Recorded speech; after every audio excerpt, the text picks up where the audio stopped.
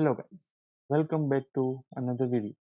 Last લેક્ચરમાં આપણે complex number કોને કહેવાય, કોમ્પ્લેક્સ નંબરનો સેટ કઈ રીતે જનરેટ થાય, કોમ્પ્લેક્સ નંબરનું એડિશન, કોમ્પ્લેક્સ નંબરનું સબટ્રેક્શન અને સેટ્સ વચ્ચેના રિલેશન જોયા હતા. આજના લેક્ચરની સમરી આપું તો આજના લેક્ચરમાં આપણે મલ્ટિપ્લિકેશન ઓફ કોમ્પ્લેક્સ નંબર જોશું, પછી scalar multiplication of complex number અને લાસ્ટમાં જોશું કોન્જ્યુગેટ ઓફ કોમ્પ્લેક્સ નંબર. તો આપણે આ 3 ટોપિક છે આજના લેક્ચરમાં આપણે કવર કરશું. So let's begin.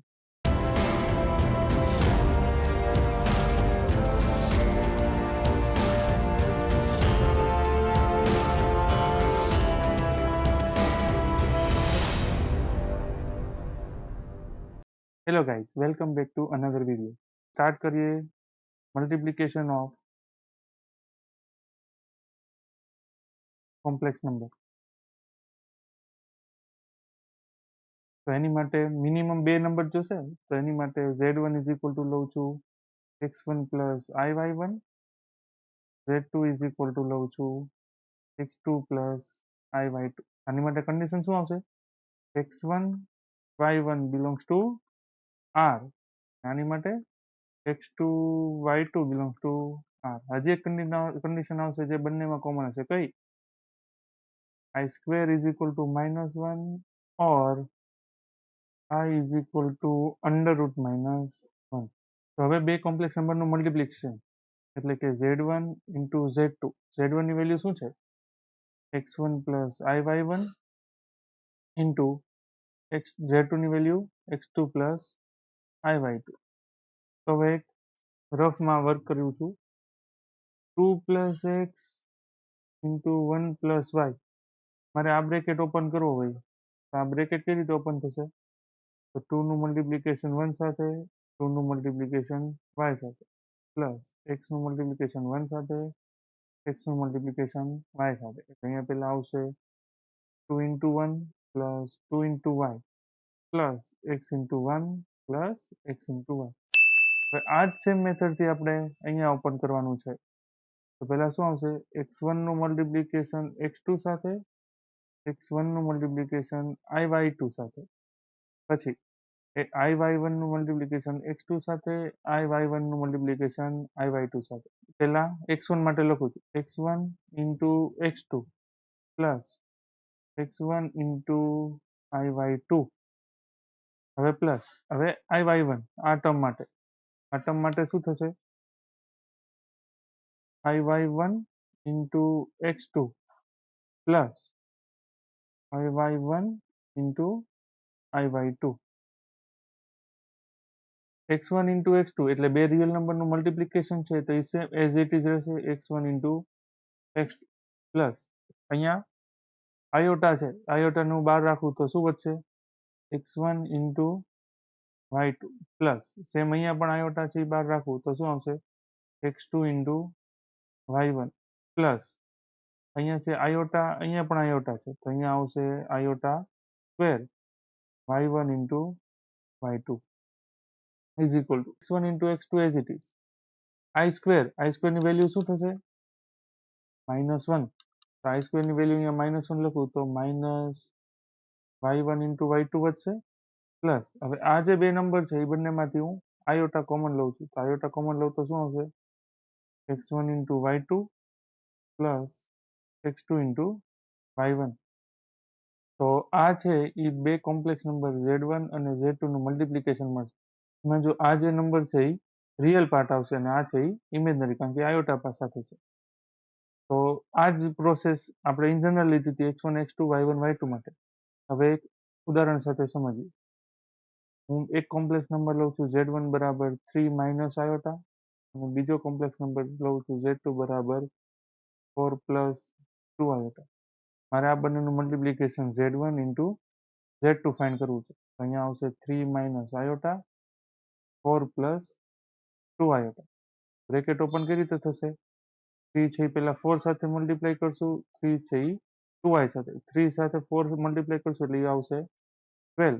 પછી આની સાઇન પ્લસ, આની સાઇન પણ પ્લસ, એટલે પ્લસ 3 into 2 એટલે 6 iota. આની સાઇન માઇનસ છે, આની સાઇન પ્લસ છે, તો minus plus minus 4 into iota એટલે 4 iota. આની સાઇન માઇનસ, આની સાઇન પ્લસ એટલે માઇનસ, માઇનસ પ્લસ માઇનસ. તો iota into 2 iota એટલે 2 iota square is equal to 12 as it is. 6i minus 4i એટલે પ્લસ 2i. iota square એટલે minus 1, minus minus plus એટલે અહીંયા આવશે પ્લસ 2. આની વેલ્યુ શું થઈ? 12 પ્લસ 2 એટલે 14 અને પ્લસ 2 iota. તો બે કોમ્પ્લેક્સ નંબરનું મલ્ટિપ્લિકેશન અહીંયા શું મળ્યું? 14 પ્લસ 2 iota. એટલે બે કોમ્પ્લેક્સ નંબરનું મલ્ટિપ્લિકેશન પણ શું મળશે તમને? કોમ્પ્લેક્સ નંબર જ મળશે. હવે અત્યાર સુધીમાં જે આપણે બેઝિક વસ્તુ શીખીને આવ્યા એમાં કોઈ કોમ્પ્લેક્સ નંબર નો સેટ સી એ કઈ રીતે જનરેટ થશે? એક્સ પ્લસ આઈ વાય થી. જ્યાં એક્સ અને વાય શું હોય? કોઈક રિયલ નંબર હશે અને આઈ સ્ક્વેર ની વેલ્યુ શું હશે? -1 ઓર આઈ ઇઝ ઇક્વલ ટુ શું હશે? √-1. જો કોઈ નંબરને હું આ રીતે લખી શકું તો એ શું થશે? Complex number. હવે કોઈ complex number z is equal to x plus I y માટે એક્સ છે એ શું થશે? રિયલ પાર્ટ ઓફ ઝેડ, એટલે કે જેની સાથે આયોટા ન હોય એ શું થઈ જાય? એનો રિયલ પાર્ટ થઈ જાય. જ્યાં વાય છે એ શું થશે? ઇમેજનરી પાર્ટ ઓફ ઝેડ, એટલે કે કોઈ કોમ્પ્લેક્સ નંબરમાં આયોટા સાથે જે નંબર હોય એને શું કહેવાશે? ઇમેજનરી પાર્ટ, અને આયોટા સિવાયનો પાર્ટ હોય એને રિયલ પાર્ટ. એ પછી બે complex number z1 plus z2 નું એડિશન શીખ્યા. z1 માઇનસ z2 નું, એટલે કે બે કોમ્પ્લેક્સ નંબરનું એડિશન અને સબટ્રેક્શન. અને આજે શીખ્યા z1 ઇન્ટુ z2, એટલે કે બે કોમ્પ્લેક્સ નંબરનું મલ્ટિપ્લિકેશન. આ અત્યારે શીખ્યા. હવે આ જ રીતે કોમ્પ્લેક્સ નંબરનું સ્કેલર મલ્ટિપ્લિકેશન શીખ્યા. સ્કેલર મલ્ટિપ્લિકેશન એટલે શું? સ્કેલર એટલે બિલોંગ્સ ટુ આર, એટલે કે કોઈક રિયલ નંબર જ્યારે હું કોમ્પ્લેક્સ નંબર સાથે મલ્ટીપ્લાય કરું ત્યારે. ઉદાહરણ તરીકે હું z1 બરાબર લઉં છું x1 પ્લસ iy1 અને એક સ્કેલર લઉં છું આલ્ફા, જે છે બિલોંગ્સ ટુ આર, એટલે કોઈક રિયલ નંબર છે. હવે મારે કરવું છે આલ્ફા z1. તો આલ્ફા એટલે કોઈક સ્કેલર છે અને z1 એટલે x1 પ્લસ iy1. તો આનું મલ્ટિપ્લિકેશન કરવાનું છે. તેની માટે બેઝિક નંબરમાં આપણે કઈ રીતે કરતા હતા? For example 2 into x plus y હોય તો શું કરો છો? 2x સાથે પણ મલ્ટીપ્લાય થાય, y સાથે પણ થાય. તો એ જ રીતે અહીંયા શું આવશે? 2x plus 2y. તો સેમ અહીંયા આલ્ફા છે એ x1 સાથે પણ મલ્ટીપ્લાય થાય, iy1 સાથે પણ મલ્ટીપ્લાય થાય, એટલે alpha x1 plus આયોટા alpha y1. બરોબર? તો આ છે એક કોમ્પ્લેક્સ નંબરનું સ્કેલર મલ્ટિપ્લિકેશન કહેવાશે. અહીંયા આલ્ફા છે રિયલ નંબર પણ લઈ શકો, કોમ્પ્લેક્સ નંબર પણ લઈ શકો. જ્યારે કોમ્પ્લેક્સ નંબર લેશો ત્યારે અત્યારે જે આ નંબર શીખ્યા આ મેથડથી, એનાથી બે કોમ્પ્લેક્સ નંબરનું મલ્ટિપ્લિકેશન થશે. અને જો બે કોમ્પ્લેક્સ નંબરમાંથી કોઈ એક કોમ્પ્લેક્સ નંબર છે એ રિયલ નંબર હોય ત્યારે એ કોમ્પ્લેક્સ નંબરમાંથી સ્કેલર મલ્ટિપ્લિકેશન થઈ જશે. ઉદાહરણ તરીકે હું z1 બરાબર લઉં છું 2 માઇનસ આયોટા અને સ્કેલર આલ્ફા બરાબર લઉં છું 3. મારે ફાઇન્ડ કરવું છે 3z1. તો 3z1 એટલે 3, z1 ની વેલ્યુ 2 માઇનસ આયોટા. તો 3 છે એ બંનેમાં અંદર મલ્ટીપ્લાય કરી દેશું તો આન્સર શું આવશે? 3 into 2 માઇનસ આયોટા into 3, એટલે આન્સર આવશે 6 માઇનસ 3 આયોટા. આ છે એ કોમ્પ્લેક્સ નંબરનું સ્કેલર મલ્ટિપ્લિકેશન. એના પછી નવો ટોપિક છે કન્જ્યુગેટ ઓફ કોમ્પ્લેક્સ નંબર. બરાબર? અને જે અહીંયા ટોપિક શીખ્યા આ શું હતું? Scalar multiplication of complex number. હવે કોન્જ્યુગેટ ઓફ કોમ્પ્લેક્સ નંબર આ સૌથી ઇઝી પ્રોપર્ટી છે અને આનો બહુ જ યુઝ થશે આગળ જતા કોમ્પ્લેક્સ નંબરમાં, અથવા કોમ્પ્લેક્સ એનાલિસિસ છે સબ્જેક્ટ આપણે સ્ટાર્ટ કર્યો છે એમાં.